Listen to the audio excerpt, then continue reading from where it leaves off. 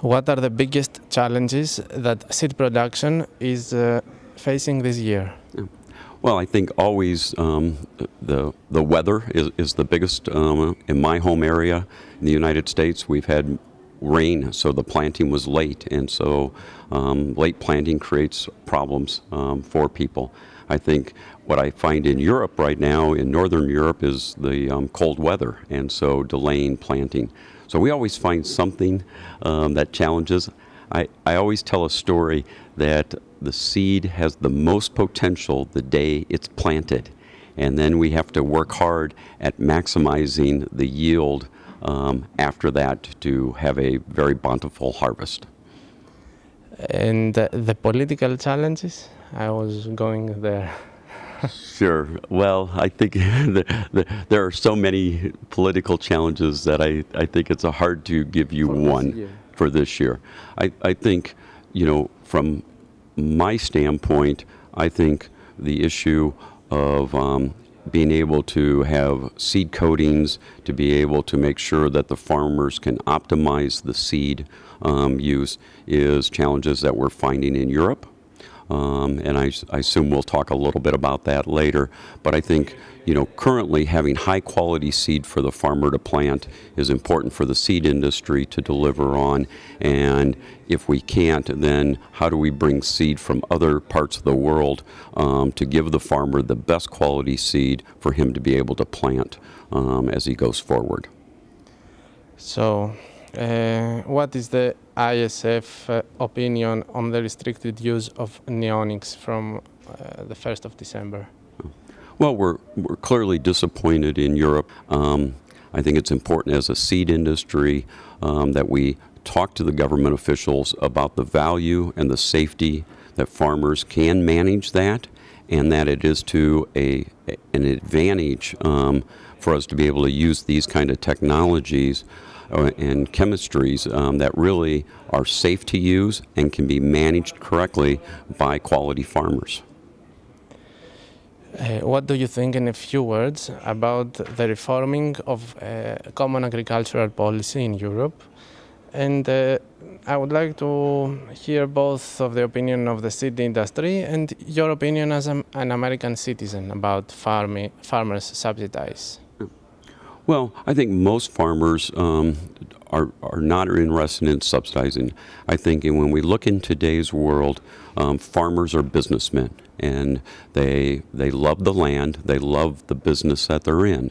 And in some areas, there's some governments that their strategy is to subsidize to balance their economy.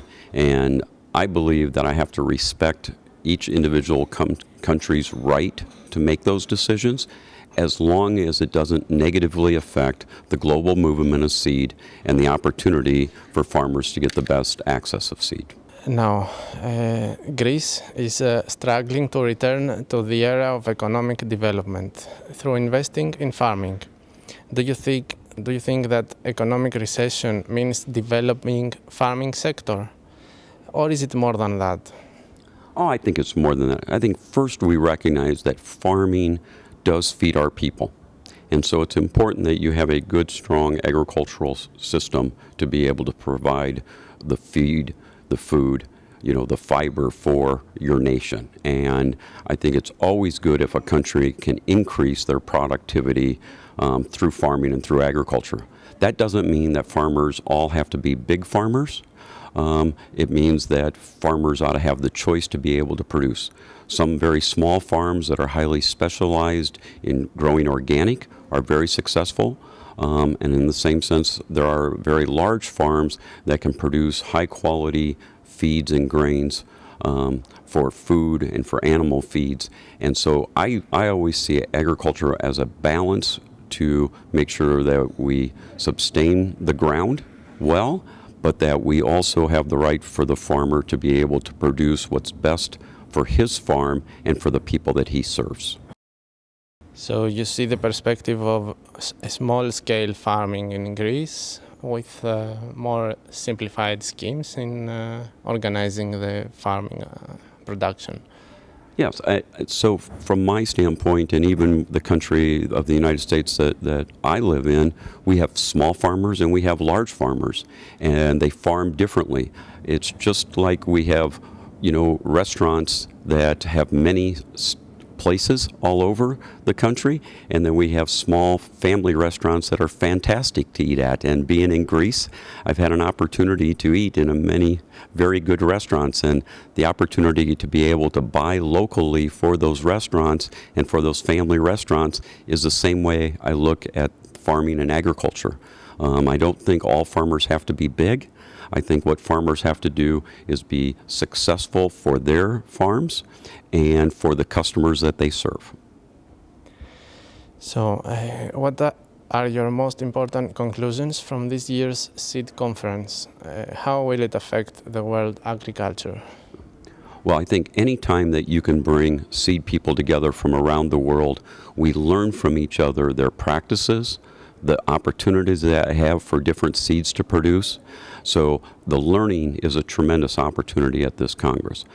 With that learning, we have to continue to make statements that are good for the global movement of seed so that the Greek farmers have the choice to buy the best seed for their farming operations. And we have 2 papers that we're advancing forward this year at our General Assembly that I think have strong impact on that. We also have some very good committees that are discussing the issues that we have to work on to show consumers that we are good stewards of the land, we're good stewards of the seed, and that we will bring quality seed for farmers.